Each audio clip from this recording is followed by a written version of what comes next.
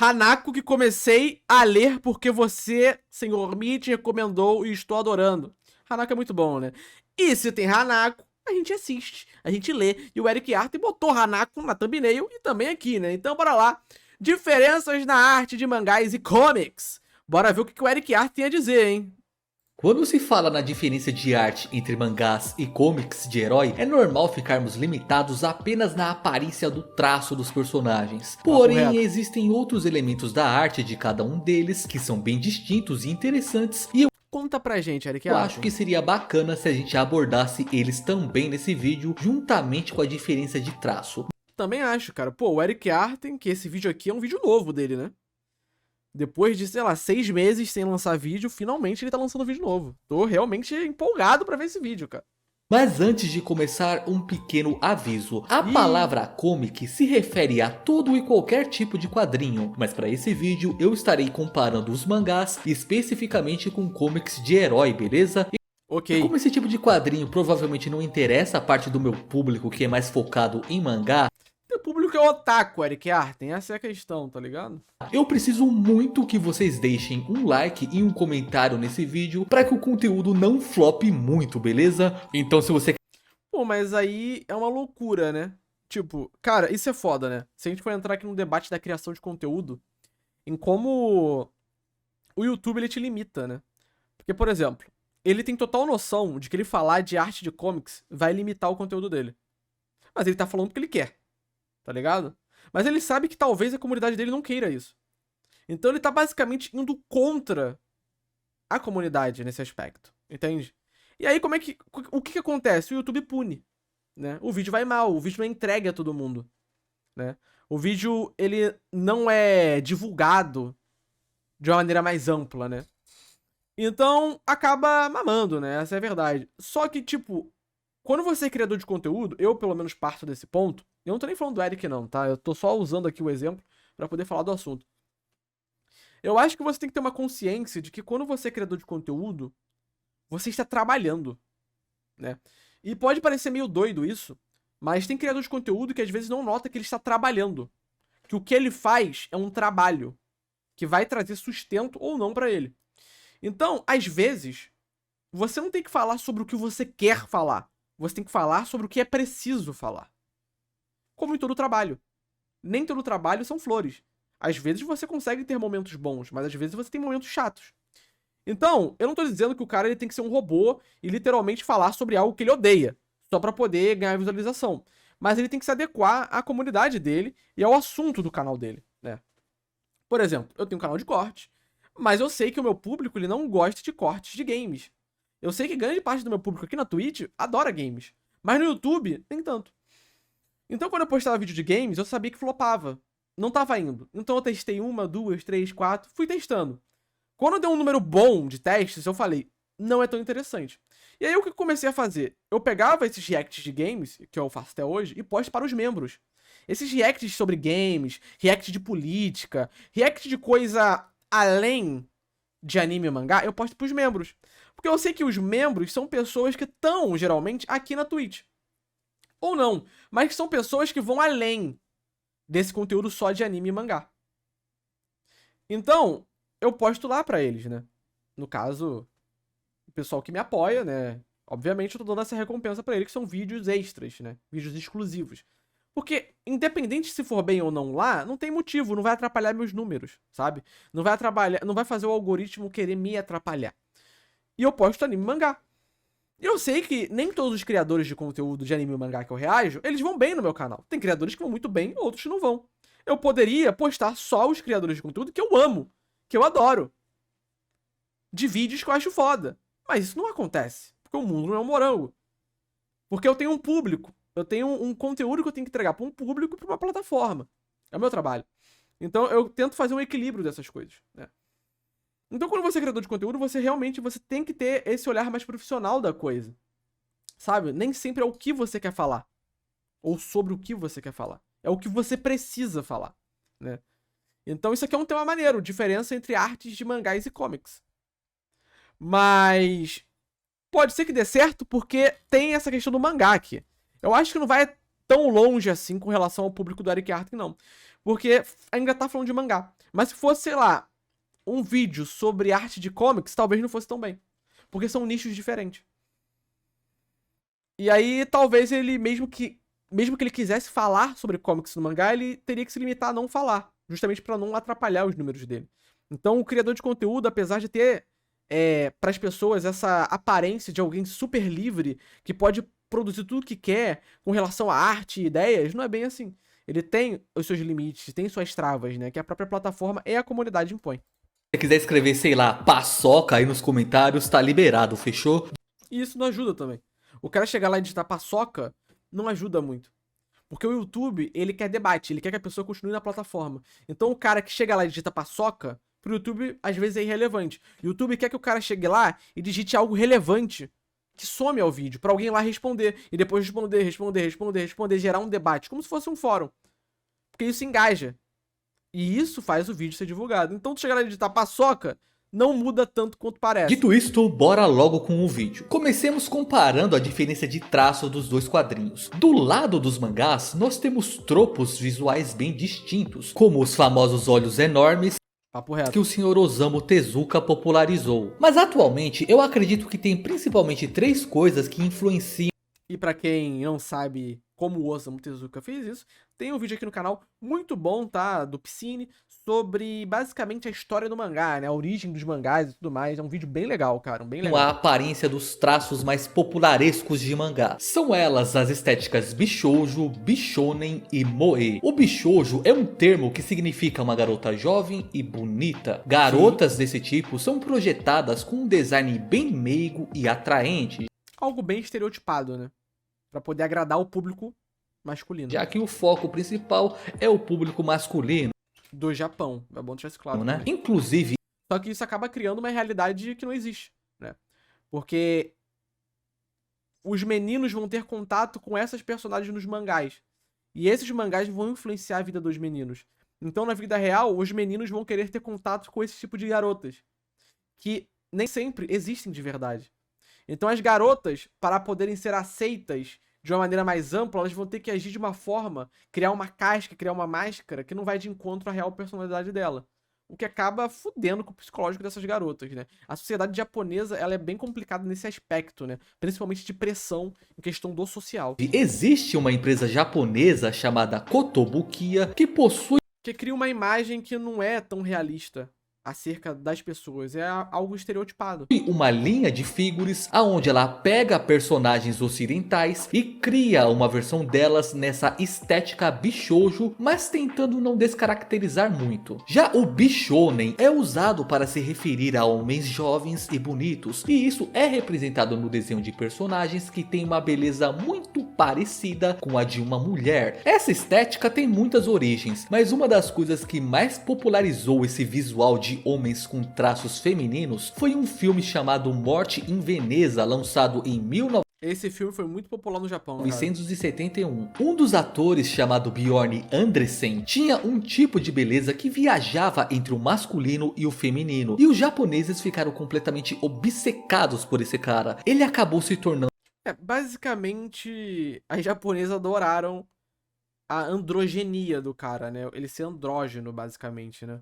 um E ele realmente inspirou essa onda do Bishonen. ídolo no Japão e influenciou muito para que essa estética se popularizasse por lá. Então muito desse ideal de beleza masculino que existe nos mangás veio por conta desse cara. Ainda na parte das influências de traço, nós temos o Moe, que sempre tenta representar as personagens da forma mais fofa possível. A título de comparação, a Rin da série Fate seria uma personagem bishoujo, enquanto a Kana de Maid Dragon Seria um personagem criminoso, né, no caso. seria uma personagem moe. Já os comics de super-herói A nossa boa. têm traços que costumam ser mais Realistas, né? Com mais detalhes e tudo mais. realistas comparados aos dos mangás. Mesmo se a gente pegar mangás com um alto nível de realismo, eles não chegam tão perto quanto os comics que têm a mesma proposta. Além disso, existe todo um culto nos comics com relação à fisicalidade dos personagens, A anatomia tem que ser perfeitinha, cara. parecendo beber muito de uma estética greco-romana.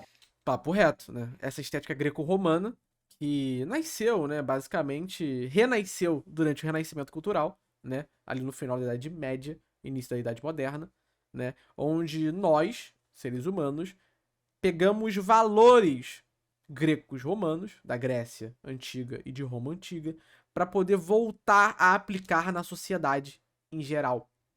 E isso acabou influenciando vários aspectos da história, incluindo essa questão do corpo, né? O corpo escultural, o corpo perfeito, ele é uma herança desses corpos gregos que a gente vê nas estátuas, porque os gregos, né, os romanos, por estarem sempre exercitando, por serem mais militarizados em vários aspectos, eles tinham corpos esculturais, né?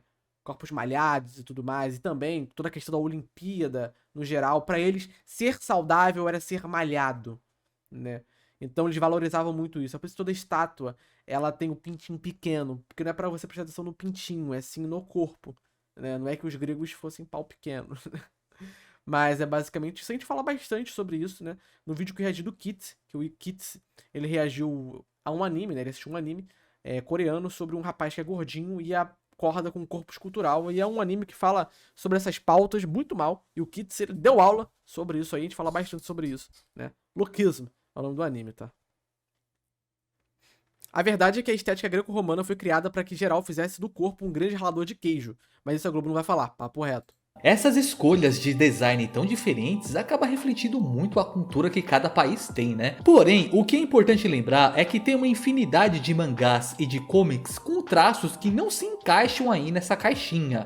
Papo Isso reto. daí que eu falei são só os traços mais populares, beleza? Agora, a segunda diferença que é muito marcante nos dois tipos de quadrinho é que geralmente os mangás Dandadan, referenciado. são muito mais formais na hora de compor os quadros das suas páginas, enquanto quadrinhos ocidentais tendem a ser mais criativos e ousados.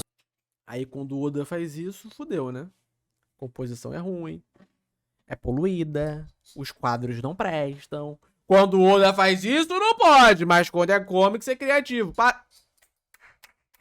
Parabéns, Eric Art, tô gostando de ver. Nessa parte, o livro O Sistema de Quadrinhos tem uma forma que eu acho bem bacana de categorizar esse layout de página de histórias em quadrinhos. De Fala acordo pra com gente. ele, nós temos layouts regulares, irregulares, discretos e ostentatórios. Essa página específica aqui de mangá seria um exemplo de layout regular, pois os quadros são todos do mesmo tamanho, e também discreto, pois não tem nenhuma firula muito chamativa nele. Discreto e sigiloso. Já assim. nessa outra página de Black Clover, os quadros são irregulares, pois tem uma variação considerável de forma e de tamanho, porém eles também são discretos, já que aqui a gente não está vendo nenhuma firula muito grande também. A maioria dos Eu curto muito firula. mangás vão trabalhar nessas categorias de layout regulares, irregulares e discretos. Porém, é muito comum em quadrinhos americanos e até de outros países você ter uma França também tem muito. exploração visual mais criativa desses quadros. E aí torna-se impossível você dissociar Isso daqui é foda, tá? o quadro da ilustração da história. É como se ambos fossem uma coisa só. O que acabaria caindo numa categoria de layout irregular e ostentatório.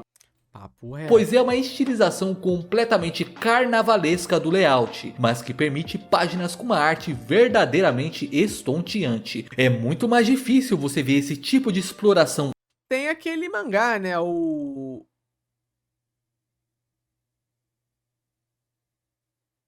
Witch Hat Atelier. É?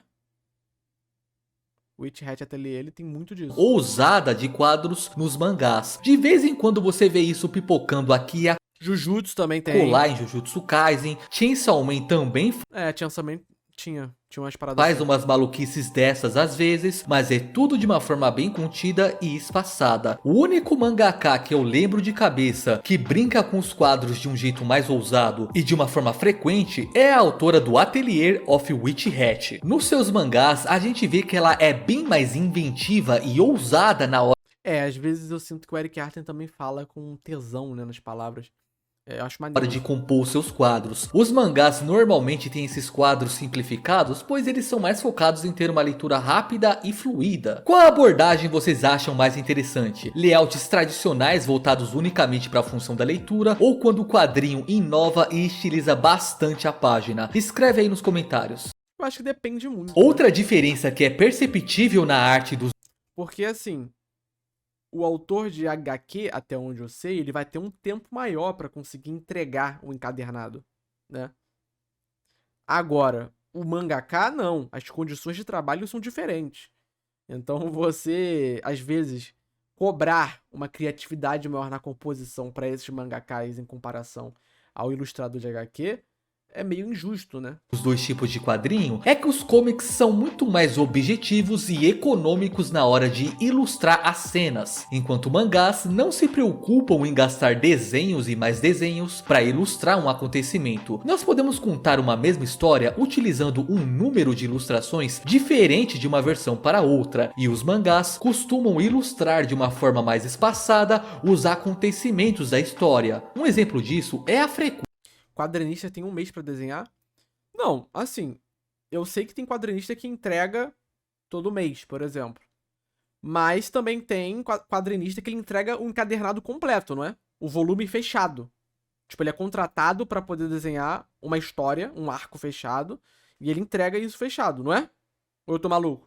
Sim, né? Então pronto. E também o quadrinista ele vai ter uma equipe maior do que um mangaka, geralmente, né? Ele tem uma equipe maior com ele. Geralmente. Na qual a gente encontra em mangás Então são realidades totalmente opostas e diferentes.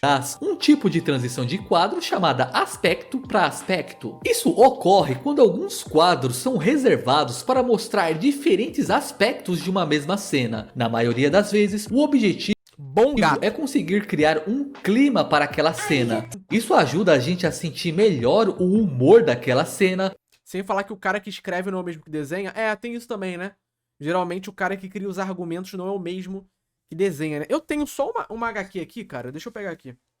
E eu nem terminei de ler. Meu gato até estragou, né? Que é a HQ do Pipoca e Nanquim. Do Máscara, né? É bonitona, né? Bonitona e tal. Vai, o verde, o croma vai matar, né? É uma HQ bem bonita, né? É uma qualidade bem legal mesmo e tal, bem bonitona. Eu nem terminei de ler, porque eu não curti, sabe? Foi a primeira vez que eu li uma HQ, de fato. Peguei pra ler.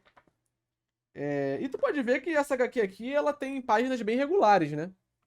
Que nem o Eric Arthur tá falando aí, é bem regular, os quadros e tal. Tem sim outros quadros mais extravagantes, né? Principalmente uma questão de composição de cores e etc, tá vendo? Eles conseguem trabalhar, porque obviamente eles pintam, né? A HQ ela é pintada, ela é colorida, então eles têm um espaço maior pra poder brincar com isso numa questão, num aspecto de composição.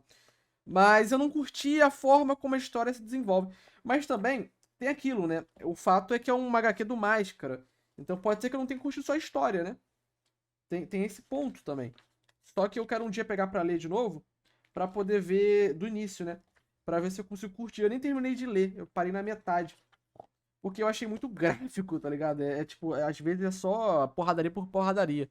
Então eu não sei se foi a melhor escolha ter começado por essa HQ. Mas eu comprei porque eu achei bonita, né? Meu gato estragou, ó. Tá vendo?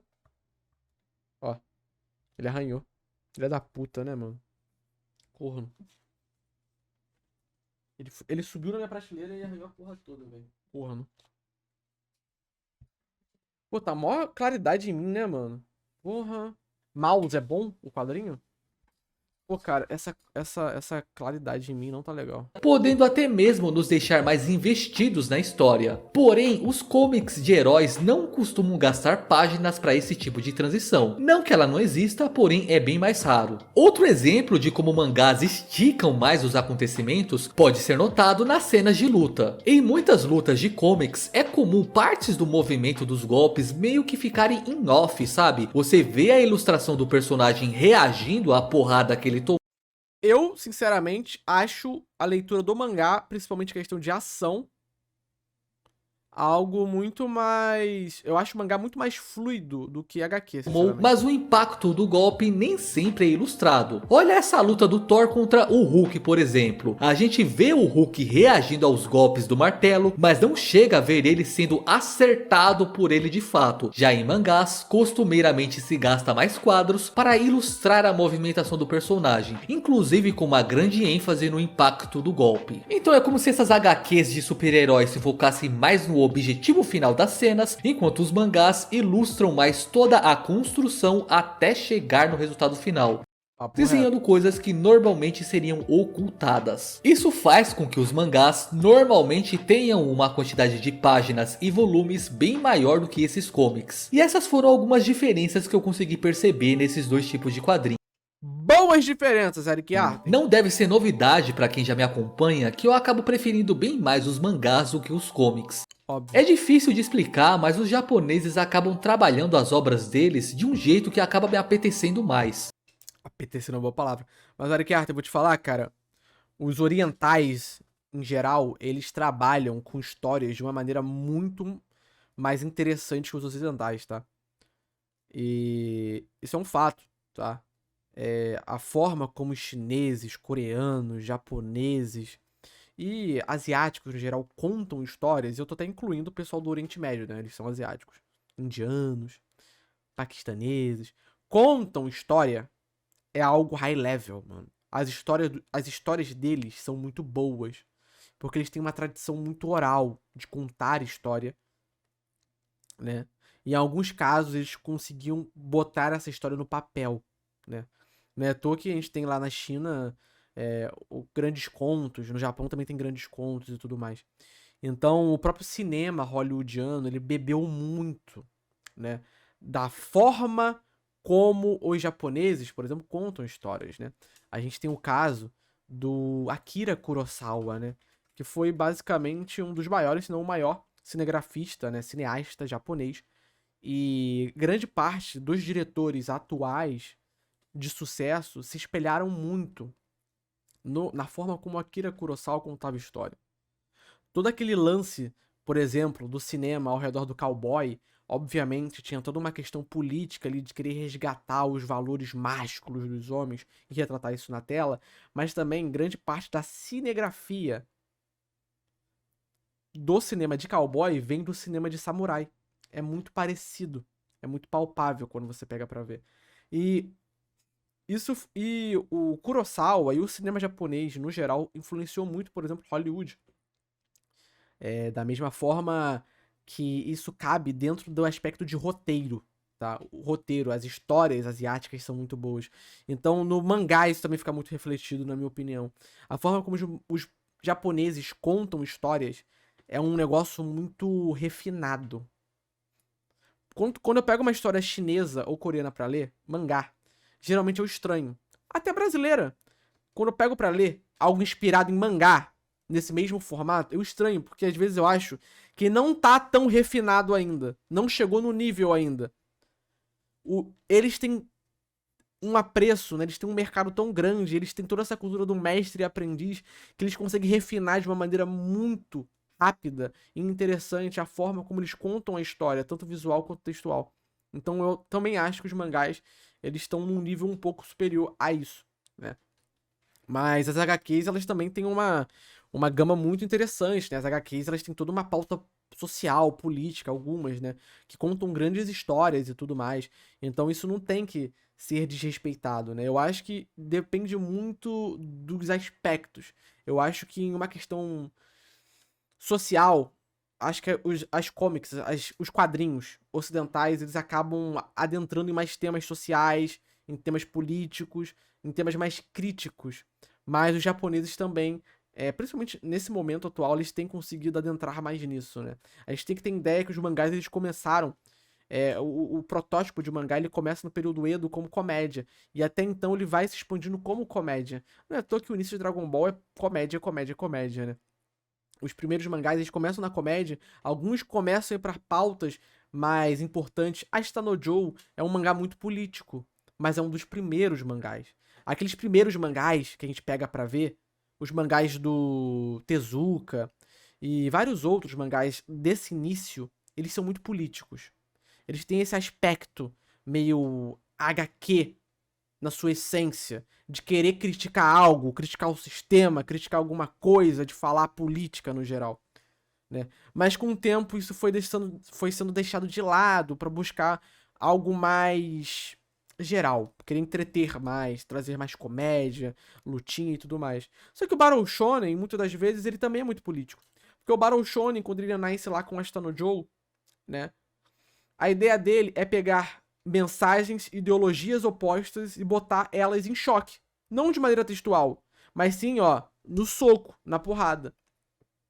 Quando a gente pega o One Piece pra poder ler, a gente vê o Kaido querendo um mundo de violência, porque na opinião dele só a violência pode modificar o sistema. E a gente vê o Luffy falando que ele quer um mundo justo onde todos podem comer à vontade. São dois choques ideológicos. Um que é um mundo pacífico, onde todos podem comer à vontade, enquanto o outro que é um mundo de violência, onde pra você conseguir, por exemplo, comer, você tem que ser forte.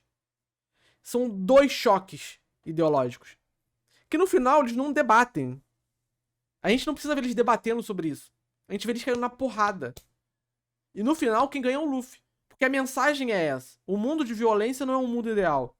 O mundo do Luffy é um mundo ideal. A ideia do Luffy é um mundo ideal. Então é por isso, entende? Então, vários mangás Battle Shonen tem disso. É óbvio que alguns são muito mais superficiais que outros, né? E tá tudo bem também. Mas isso é algo que a gente tem que observar. O Battle Shonen, ele é um choque de discursos. É por isso que no final a luta não importa. Quem vence não importa, gente. Uma coisa que eu vou falar pra vocês é que eu vejo muita gente ficar se apegando a esse tipo de coisa. Ah, tal personagem ganhou de outro personagem, não faz sentido em Power Scaling. Gente, Power Scaling é um bagulho que não importa no final. Porque no final, quem vai ganhar é quem o autor quer que ganhe. O personagem que ganha é quem o autor quer que ganhe. A mensagem que vai vencer é que o autor quer vencer. E ele vai criar uma tramóia pra poder justificar essa vitória. Às vezes é algo justificável, às vezes fica algo forçado, né? Depende muito de como o autor vai trabalhar isso. Mas no final, o Power Scaling não vale. Porque quem vai ganhar é quem o autor quer que ganhe. E tá tudo bem, tá ligado? Mas e o Battle Seinen? Como que ele fica nisso? Ah, mano. Tanto no visual quanto na forma como as histórias são contadas, mas é apenas um gosto pessoal meu. Se você tiver notado, A maioria dos mangakás são contra a política do Japão também, né? Eles encontraram nessa mídia uma forma de criticar isso. Cara, muitos mangakás são... Não todos, mas a gente pode ver um histórico muito grande de mangakás e até mesmo diretores, como o próprio Miyazaki, que hoje está afastado, mas ele era, que eram muito... faziam parte do movimento comunista, né, do Japão. No Japão, o comunismo não é criminalizado, eu acho, mas é tratado quase como se fosse crime. Então, e a gente vê que no Japão se manteve uma política basicamente tradicionalista desde a Segunda Guerra. Da Segunda Guerra até o atual estado do Japão, basicamente as pessoas que foram ocupando o cargo de primeiro-ministro são parentes um dos outros. O avô, o filho, o neto, entende? Então é algo que foi sendo passado pra frente. É basicamente o mesmo partido que manda no Japão. Então, essas pessoas que são contra o Partido Liberal Japonês, né? Partido Social Liberal, não lembro exatamente o nome do partido, elas, obviamente, ficam mais à esquerda. E elas são muito reprimidas no Japão. É por isso que o Japão tem toda uma questão de repressão às drogas, de repressão sexual, de repressão no trabalho, de repressão psicológica. Porque esse tradicionalismo japonês e também essa grande ideia de que você tem que sofrer calado, porque olha os samurais como eram, eles pegam várias coisas, elementos da cultura japonesa pra poder querer justificar absurdos, acaba fudendo com a população no geral, né? Então muitos mangakás, eles fazem críticas pontuais ao sistema, tanto japonês quanto o sistema mundial, no geral, numa questão social, mas não é tão escrachado como a gente vê em HQs, entende? Em HQs a gente tem metáforas muito mais claras. Lá nos mangás, poucos autores, eles se propõem a debater necessariamente isso. Às vezes é uma grande coincidência, às vezes não. Entende? Então tem todo esse aspecto, né? Os mangás, eles são menos políticos que as comics nesse aspecto, mas, né, os mangás, eles têm sim algumas pautas sociais e políticas muito importantes. Em vários manhwas tem críticas à Coreia do Norte. Sim, porque a Coreia do Norte e a Coreia do Sul ainda estão em guerra. Eles ainda estão em estado de guerra, é por isso que as fronteiras são muito bem definidas, né? Mas se a gente for entrar nessa pira de Coreia do Sul e Coreia do Norte, a gente vai ficar aqui pra sempre, porque são dois lugares que foram moldados a partir de ideologias completamente opostas, né?